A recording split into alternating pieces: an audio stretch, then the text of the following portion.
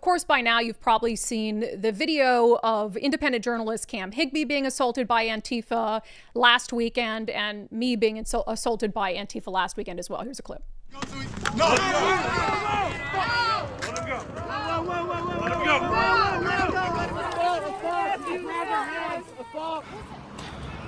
Get the fuck out! Get the fuck out of here!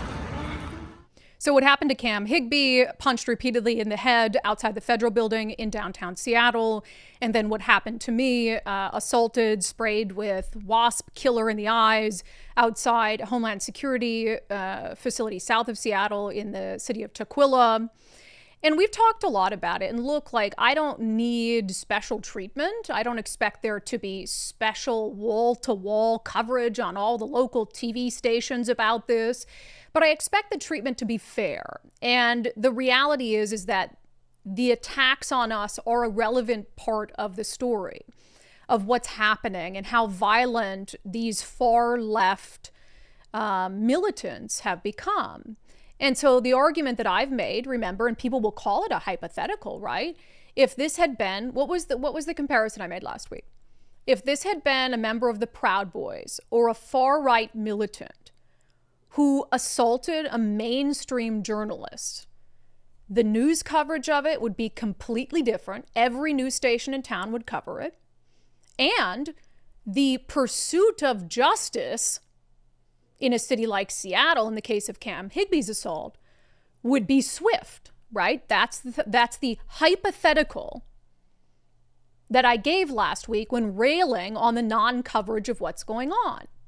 But in truth, I didn't have to give you a hypothetical because that exact situation has already played out before in the state of Washington. And I'm going to take you blow by blow for how it was covered and how it was prosecuted when it did happen. So back on January 6th, 2021, when, of course, the riot was happening at the nation's capital, there was also a group of far-right extremists who tried to lay siege upon the governor's mansion in Olympia. And I condemned this at the time. I was a mainstream journalist at the time, but they were breaching the walls. Jay Inslee and his wife Trudy had to hide in a closet inside the governor's mansion, which was a horrible ordeal. Leave Trudy out of it. Trudy didn't do anything wrong. And then outside, there were some militants who were open carrying, which at the time was lawful on the state campus. And they unleashed bear spray on members of the media and threatened to kill members of the media who were outside, including a McClatchy reporter named Sarah Gensler. And she caught this quick clip of video. Get the f*** out! Get out of here! We're serious! Get the f*** out! Don't touch us, and this is the public legislature. You want to So that's a quick clip, but there was other coverage of it as well, where that individual, who I'll talk about momentarily, who was a Trump supporter, obviously far-right, militant extremist, threatening, went on to threaten that if the reporters didn't leave, he would kill them. And there were also reporters who were there sprayed with what I believe was bear spray. Now, at the time when that happened to Sarah Gensler and some other mainstream journalists who were down covering this siege on the governor's mansion, obviously a lot was going on. I remember being on the desk that day. We were covering breaking news of what was happening in the nation's capital and then also monitoring what was happening in Olympia. But it was immediately a big deal. You know, here we have journalists who are under assault. And I had just gotten off of 6 months of being assaulted and mobbed and threatened during the summer of 2020. So I looked back at my posts and messages from the time, and I already knew I was morally consistent because I know I am a morally consistent human being. And I immediately tweeted out about it, asking Sarah if she was okay. That's horrible what happened. I sent her a private message. I'm so sorry that happened to you. Do you guys have a good, still image of the guy who attacked you so we can get that out there and we can have people be on the lookout for them? So it was a very obvious, easy thing to condemn. But when you look at, Nicole, will you play again the assault on Cam and I? No! Let him go! Let him go!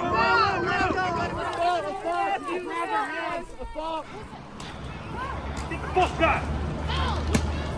Get the fuck out of here! And now play the clip that McClatchy reporter Sarah Gensler captured in 2021. Get the out! Get out of here. We're serious. Get the out! Don't touch us, and this is the public legislature. You want to? Realistically, do you see a big difference? You know, because those reporters were assaulted too. It wasn't in that video clip. They were threatened with death. To me, if I watch those clips, I see violent extremists threatening members of the media. So what unfolded in 2021 and what unfolded last week with us, really perpetrators cut from the same cloth, and something worthy of condemnation, whether it happened then or happened now. But what do you think the key difference is? How the media covered it, of course. I pulled just a few of the headlines that emerged after that mainstream journalist and journalists down there were assaulted and threatened. Every local news station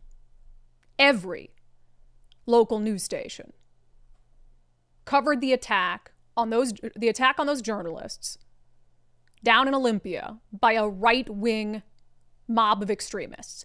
Every single one. I mean, it even made the New York Times.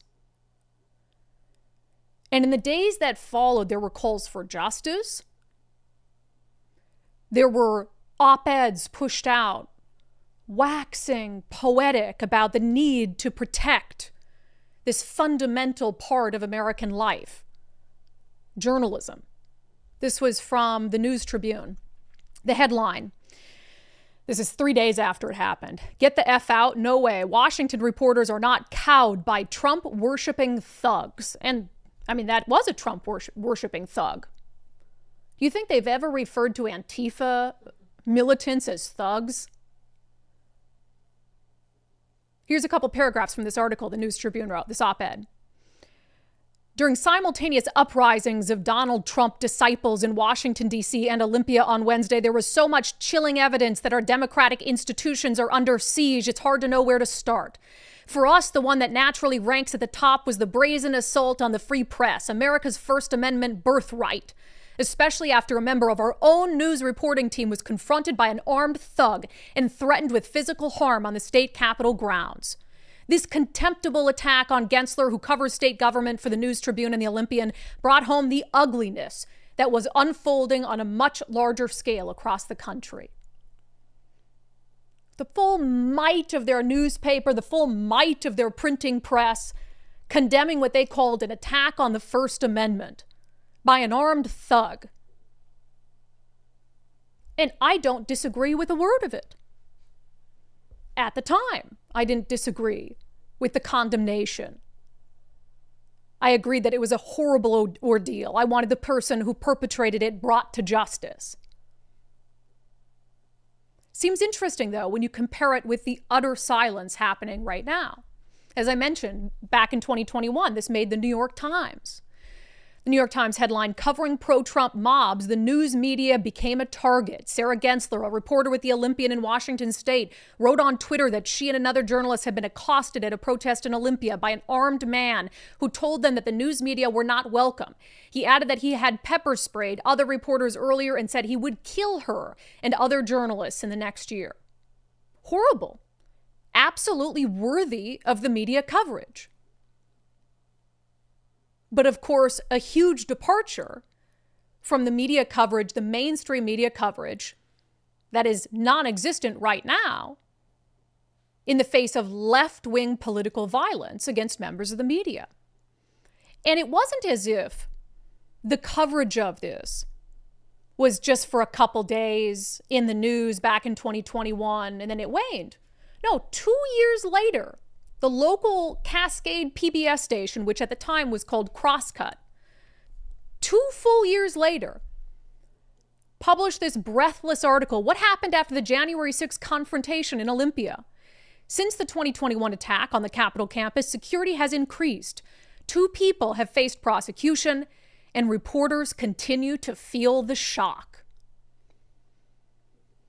2 years after it happened. Again, I'm not saying it's not worthy of that. I'm not saying that security didn't increase as a result of that or that it wasn't serious.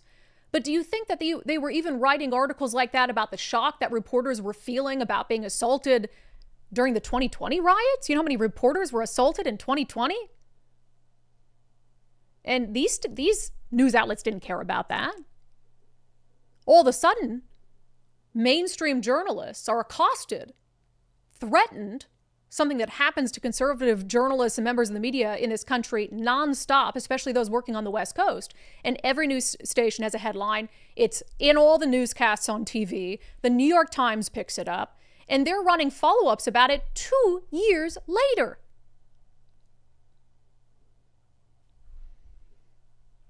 There was this quote from that one. I don't have it for you, but I just had to read it because the way they were talking about it, again, in that Cascade PBS article, and just compare this, like, to their silence right now. Chris Loftus, director of communications for the Washington State Patrol, remembers that day well. I've never been prouder of these people who came together and said, look, there's a real and present danger to the people, the processes, and the places of democracy. We're going to step into that breach and create a line that you will not pass, talking about standing up to these right-wing violent extremists. Shauna Sowersby, now a state government reporter for McClatchy, was a freelance reporter for Crosscut that day in Olympia. It was just such a scary day, Sowersby said. She remembered a moment that afternoon when someone armed with an assault rifle was speaking to the crowd and urging protesters to kill all the reporters there. That was probably the most terrifying moment, Sowersby remembered. And I don't doubt it. I don't doubt that it was very scary. Why don't I doubt it? Because I've been through it many times. But for some reason, when it happens to me or when it happens to someone like Cam Higbee, and when the perpetrators are not far right but far left, the media doesn't share these types of stories. They don't publish these sort of headlines. They don't look back 2 years later and think and interview people about how scary and horrible it was. Not even the 5-year anniversary coverage of CHOP has looked back at it in a meaningful way to talk about the horror of that period of time. After I was attacked last weekend outside the Homeland Security office in Tukwila, if you had read the Seattle Times, you wouldn't even know what happened. Not only did they not cover it, they actively lied about it. Their piece, an ICE Special Response Team and Tukwila police used tear gas on a crowd of about 150 people Saturday.